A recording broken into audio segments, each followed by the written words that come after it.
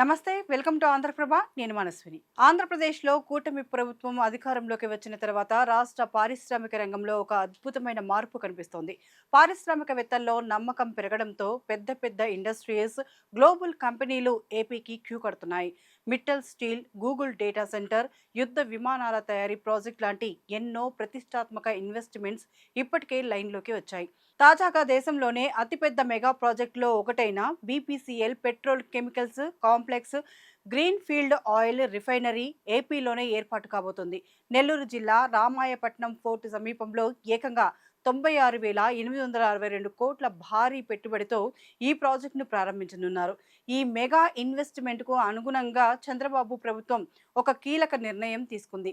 ఏకంగా 6,042.46 ఎకరాల భూమిని బీపీసీఎల్కు బదిలీ చేసేందుకు గ్రీన్ సిగ్నల్ ఇస్తూ సవరించిన ఉత్తర్వులు జారీ చేసింది. రాష్ట్రానికి ఇంత భారీ ఎత్తున పెట్టుబడులు వస్తుండటంతో కూటమి ప్రభుత్వం కూడా పరిశ్రమలకు అడుగడుగునా అండగా నిలుస్తూ భారీ ఇన్సెంటివ్స్ ప్రకటిస్తోంది.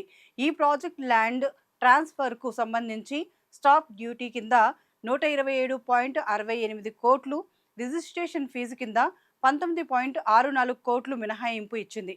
దీనివల్ల బీపీసీఎల్కు మొత్తం 147.33 కోట్లకు పైగా financial benefit కలగనుంది.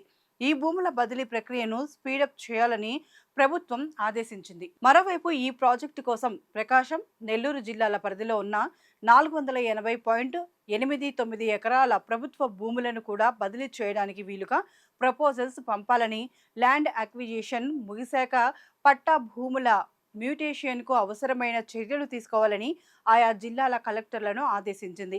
APIIC, AP maritime board, state industries డిపార్ట్మెంట్తో కోఆర్డినేట్ చేసుకుంటూ ఈ ప్రక్రియను వేగంగా పూర్తి చేసి త్వరలోనే ఈ ప్రాజెక్టుకు శంకుస్థాపన చేసేందుకు ప్రభుత్వం ప్లాన్ చేస్తోంది. నిజానికి గత వైఎస్ జగన్ హయాంలో రాష్ట్రంలో పారిశ్రామిక వాతావరణం పూర్తిగా దెబ్బతిని కొత్త పరిశ్రమలు రాకపోగా ఉన్న కంపెనీలు కూడా పక్క రాష్ట్రాలకు వెళ్ళిపోయే పరిస్థితి వచ్చింది. జగన్ ప్రభుత్వ రివర్సు టెండరింగ్ పాలసీలు, కక్ష సాధింపు చర్యలు, సవరించిన నిబంధనల వల్ల పారిశ్రామికవేత్తలు తీవ్ర ఇబ్బందులు పడ్డారు.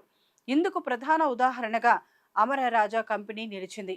ఏపీలోనే పుట్టి వేలాది మందికి ఉపాధి కల్పిస్తూ ఎదిగిన అమరరాజా సంస్థను గత ప్రభుత్వం తీవ్ర ఇబ్బందులకు గురిచేసింది. పొల్యూషన్ నియంత్రణ బోర్డు నోటీసులు, వేధింపులతో ఆ కంపెనీని రాష్ట్రం దాటిపోయేలా చేశారు. దీంతో అమరరాజా సంస్థ తన 9,500 కోట్ల ఫ్యాక్టరీ పెట్టుబడిని తెలంగాణకు తరలించాల్సి వచ్చింది. జగన్ ప్రభుత్వం మొండి వైఖరి వల్ల ఏపీ యువతకు దక్కాల్సిన వేలాది ఉద్యోగాలు చేజారిపోయాయి.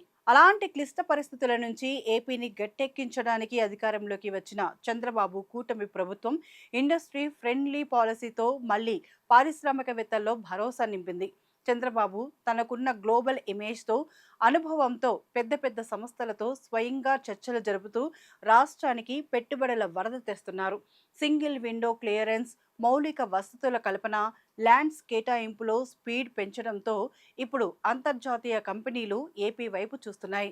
గత 5 ఏళ్ల చీకటి రోజులను దాటుకొని కూటమి ప్రభుత్వ లీడర్షిప్లో ఆంధ్రప్రదేశ్ మళ్ళీ పారిశ్రామిక రంగంలో దేశంలోనే నెంబర్ 1 స్థానం వైపు అడుగులు వేస్తోందని చెప్పుకోవచ్చు.